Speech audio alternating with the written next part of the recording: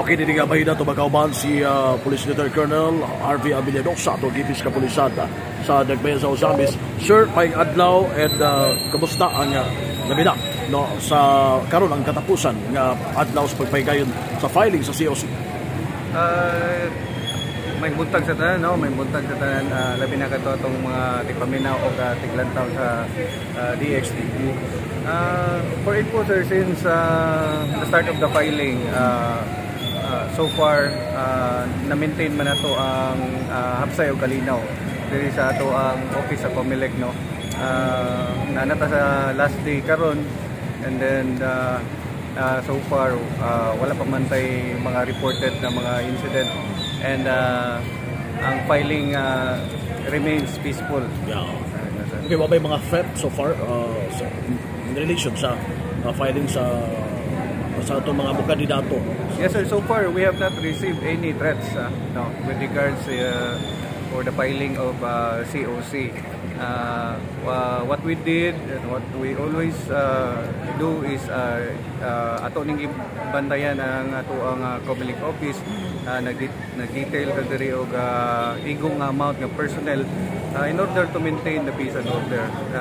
As of now, wala may mga incidents, threats, anything that will disharmonize the filing of COC. Okay.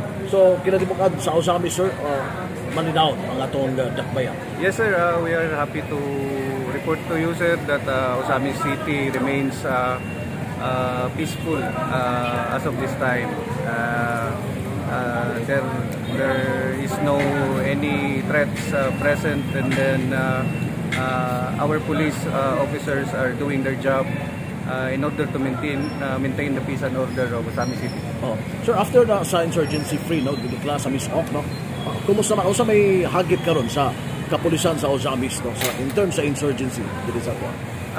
When it comes to insurgency, sir, it is the focus of our mobile forces. Yeah. But Ozamis City will always support the mandates of our provincial director with regards to the insurgency. Okay. So, dili na ingon na kabalakan yun. Okay, insurgency pa rin na mata. Dili na kabalakan nato ang insurgency diri sa Ozamis City, sir. Kaya kita po ang ato ang checkpoints ato man ang gipangingusgan og maayo, where in fact mapansin man siguro sa mga katawhan kung unsa ka stricto ang atong checkpoints karon. And then naapot tayo gitawag na spot checkpoints nga nasa mga hinterlands.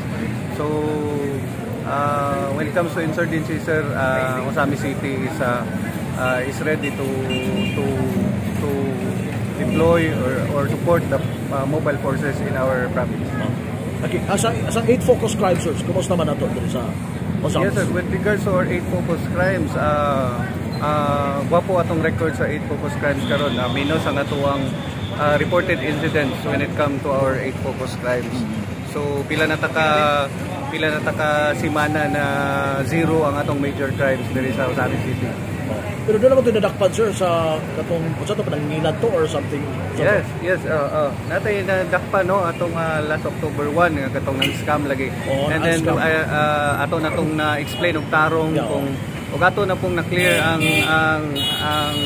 establishments nga naingon siya nga connected siya dito. But as of karon, the case was already filed and in court. Subot pasabot, sir, dili kanabang wala pasagdi sa kapulisan nga dunay mohimog mga dautan nga buhat dili sa tuwa sa Ozamis. Yes, sir. Makita ninyo ang atong police, sir, ready to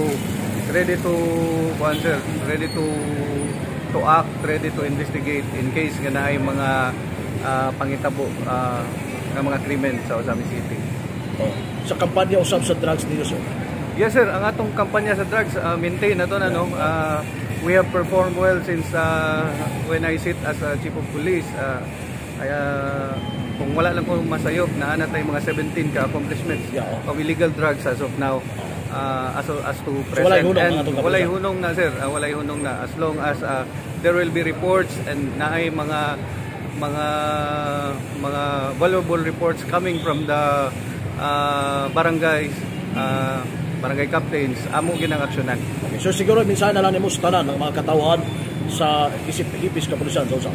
Yes, for the community sa mga katawan sa Usami City, ako mapasalamaton sa inyong tabang, sa inyong suporta sa atong kapulisan, and I hope na we will follow the rules, labi na karon nga umabot ang ato ang election, and then I hope og naay mga informations when it comes to illegal drugs, any criminal activities. Please don't hesitate to call our police station or even me kay para maaksyonan nato tanan, kay ang kalinaw og hapsay sa usa ka syudad dili lamang role sa sa atong kapulisan kundi role po sa ato ang komunidad. Okay. Thank you, sir. Si Lieutenant Colonel Harvey Abilio.